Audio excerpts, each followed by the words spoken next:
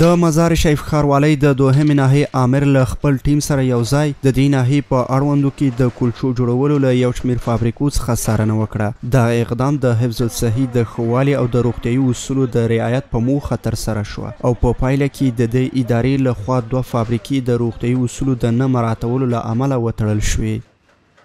ما خب هر روز هم یک برنامه داریم که سر ساحه میریم. امروز هم طور معمول رفتیم سر ساحه. 2 کارخانه را ما لاکمور کردیم که نظافتش خیلی تمیز نبوده. بیخی دیگه چیزی که اصول شهروالی است مخالف از بوده. نظافت مراعات نکرده بوده، کارت صحی نداشت و دیگه در ضمنش یونیفرم نداشت. اونا بسته شده. تام رسانی وقتی که شهروال صاحب اجازه بده باور ما میکنیم.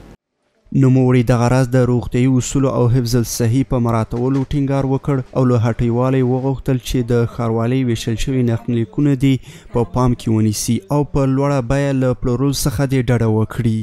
خواهش ما از کل اصناف از کل اصناف شهر مزار شریف هم است که نرخنامه را باید تطبیق شود. ما کوشش میکنیم خب بازم اونا اما چیزی که اصول شهروالی است خود تطبیق نمیکنن. کوشش بکنم ما مبارک رمضان است همراه مردم خودی هم یک همکاری است که نرخی که شهروالي باش داده اونمو به مون نرخ بفروشه زیاتروی نکنه.